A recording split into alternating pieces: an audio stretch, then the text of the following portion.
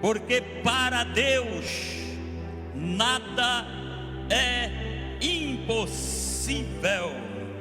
Porque para Deus nada é impossível. Para Ele que está no controle de todas as coisas, Ele que abala o céu, abala a terra, abala o mar, Ele que traz existência às coisas que não são, Ele que abre e ninguém fecha, Ele que fecha e ninguém abre, Ele que cura sem usar bisturi, Ele que opera sem deixar sinal. É para Ele que não há nada impossível. Quem veio acreditando no Deus do impossível nessa tarde? Quem acredita que o teu Deus é o Deus do impossível, é o Deus que treme, que abala, que derruba o muro, que abre porta, que abre caminho. Deus é do impossível.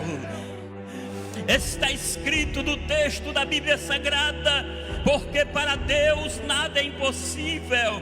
E isso nos leva a uma reflexão, meus amados, que mesmo em tempos de dificuldades, que o mundo inteiro está passando, com guerras e muitas outras situações que estão acontecendo no mundo, devemos lembrar das promessas de Deus ao nosso respeito.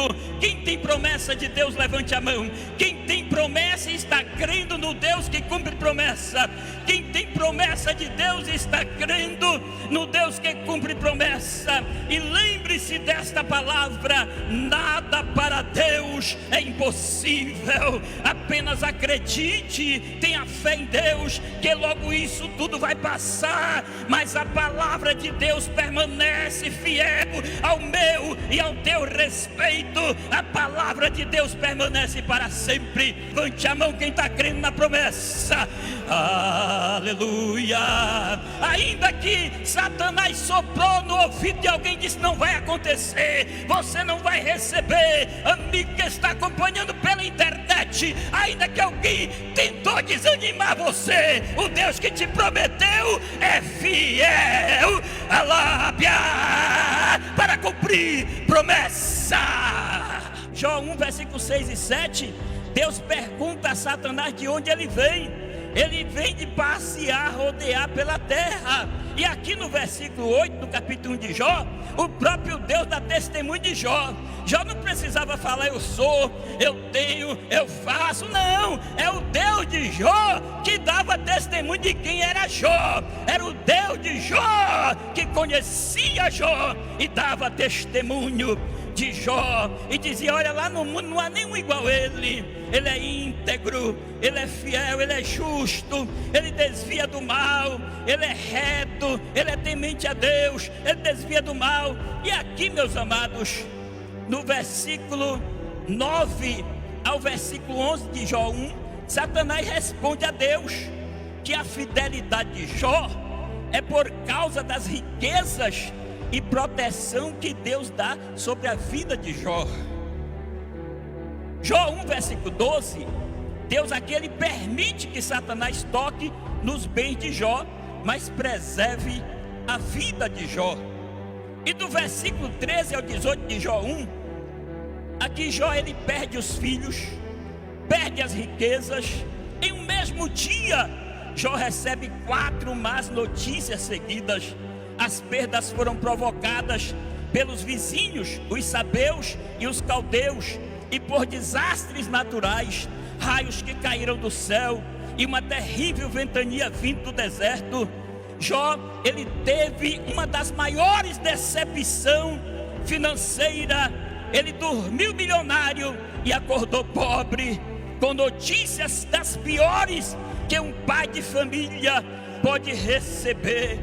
Jó, os seus filhos morreram em um desastre, seu gado morreu em outro, seus pés não sabiam mais onde repousar, os servos de Jó foram mortos ao fio da espada. Mas no capítulo 1 de Jó, nos 2 últimos versículos, no versículo 19 e 20, depois que Jó perdeu seus filhos e as riquezas, ele fica triste, ele rasga suas vestes, ele ajoelha, ele coloca o rosto no pó da terra e ele adora a Deus. Ele diz: eu nu saí do ventre da minha mãe, eu nu para lá tornarei. Foi Deus que deu, foi Deus que ele deu, ele tomou. Levante a sua mão para adorar. Bendito seja o nome do Senhor. Quem tem essa fé em meio às perdas, em meio à decepção, em meio às perseguições, quem ainda crê no Deus do impossível, levante a sua mão. Quem ainda crê que Deus trabalha por aqueles que nele esperam, levante a mão e adore. Eu vou deixar você adorar. O Deus do impossível está trabalhando. Ele está falando no meu coração. Levante a tua mão. Se você precisa de uma janela, Ele está abrindo a janela. Se você precisa de uma porta, Ele está abrindo a porta. Se você precisa de um portão, Ele está abrindo um portão nessa tarde. Se o portão não resolver, Ele vai derrubar a parede, vai derrubar o muro. Se o muro e a parede não resolver, Ele está dizendo: fala que eu vou descer pessoalmente. Mas tem resposta de vitória nessa tarde. Perdeu tudo, mas não perdeu a fé.